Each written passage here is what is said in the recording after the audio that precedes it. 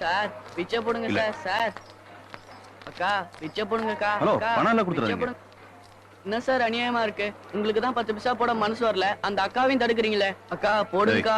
பாக்குறதுக்கு தடி மாட மாதிரி இருக்க. பிச்சை கேக்குறது வெக்கமா இல்ல உனக்கு? என்ன சார் பண்றது?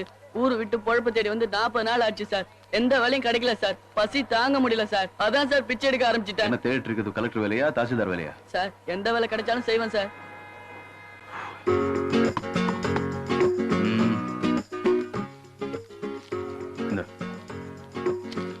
சார் எட்டனா 4 நாள் போடுவீங்கன்னு பார்த்தா 200 ரூபாய் கொடுக்குறீங்க.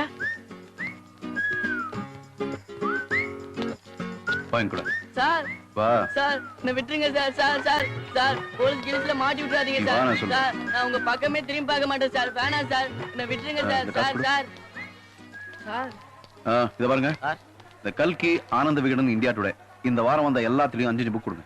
சரிங்க சார். எதுக்கு சார்? இது வேற, ட்ரெயின்ல இருக்கிறவங்க எத்தனையோ பேருக்கு மேக்சின் வாங்கணும்னு ஆசை இருக்கும். ஆனா இறங்கி வந்தா எங்க ட்ரெயின் போயிடுமோ, சீட் போயிடுமோன்னு பயந்து ட்ரெயின்குள்ளே இருந்துருவாங்க. சோ நீ இதெல்லாம் வாங்கிட்டு அங்கே கொண்டு போய் வித்துற. விற்கும் போது இந்தியா டுடே 6 ரூபாய், ஒரு 50 பைசா சேர்த்து கொடுங்க சார்னு கேளு. ஆனந்த விகடன் 5 ரூபாய், ஒரு 50 பைசா போட்டு கொடுங்க சார்னு கேளு. கொடுப்பாங்களா சார்? ஓய் அம்மா, எனக்கு தெரியுதுல்ல, இது அதை விட மரியாதை என்னது? கேட்கிற முறையில கேட்டா எல்லாம் கொடுப்பாங்க. வா சார், அந்த புக்கெல்லாம் கொடுத்துருங்க எனக்கு.